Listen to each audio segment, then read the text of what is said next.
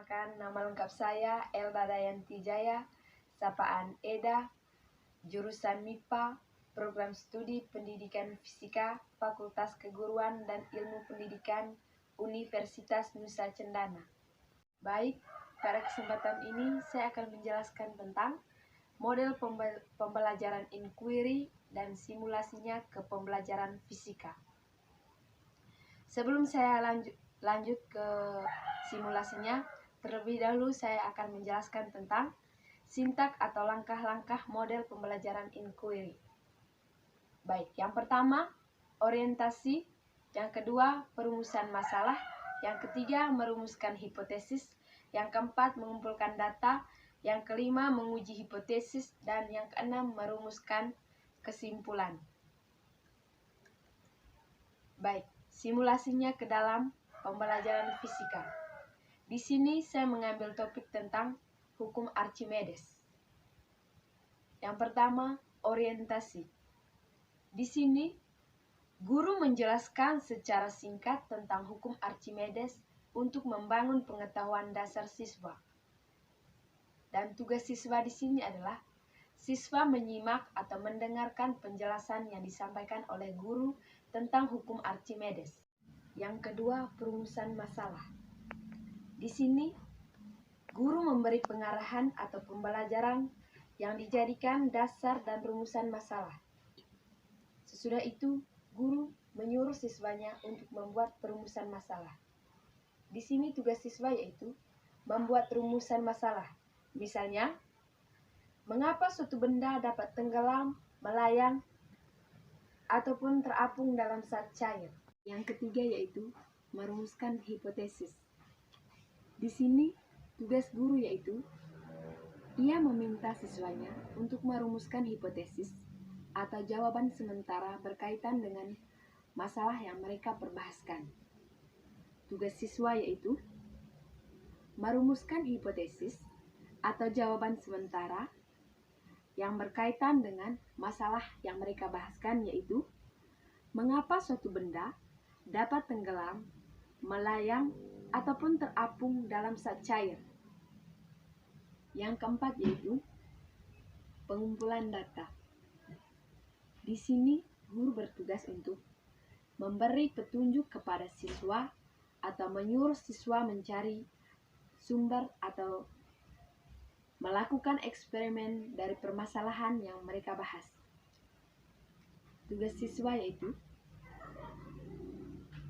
mencari referensi-referensi atau materi yang berkaitan dengan hukum Archimedes dan melakukan percobaan atau eksperimen. Dan di sini siswa menyiapkan wadah yang berisi air dan emas murni, lalu memasukkan emas murni ke dalam wadah yang berisi air. Air yang berada dalam wadah tersebut akan meluap.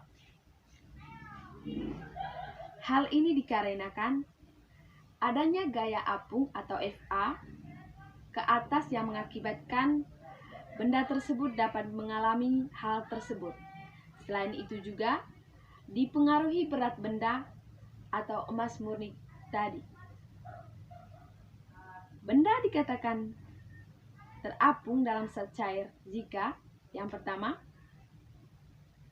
gaya apung atau Fa lebih besar dari berat benda atau Wb.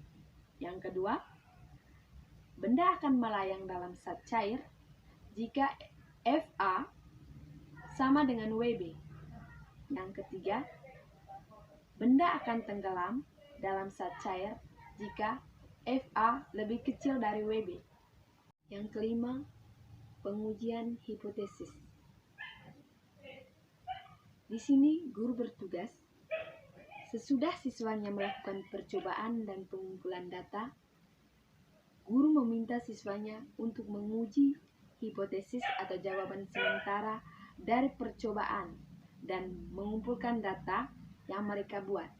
Apakah hipotesisnya diterima atau tidak? Terus tugas siswa yaitu melakukan pengujian hipotesis dari referensi dan percobaan yang mereka lakukan. apakah hipotesisnya diterima atau tidak. Dari pengumpulan data dapat disimpulkan bahwa benda dapat tenggelam, terapung, atau melayang dikarenakan ada beberapa faktor yang mempengaruhinya, yaitu gaya ke atas atau gaya apung atau FA, dan juga dikarenakan oleh berat benda tersebut. Perumusan kesimpulan. Di sini guru bertugas, ia menyuruh siswanya untuk melakukan penarikan kesimpulan dari percobaan atau eksperimen yang mereka lakukan. Tugas siswa yaitu melakukan penarikan kesimpulan dari percobaan yang mereka lakukan. Dari hasil percobaan atau eksperimen yang mereka lakukan, dapat disimpulkan bahwa benda dapat terapung, tenggelam, atau melayang dalam zat cair dikarenakan adanya gaya apung pada zat cair tersebut, juga dikarenakan oleh berat benda tersebut. Ada pula faktor lain yang mempengaruhinya, yaitu massa jenis air dan volume zat cair.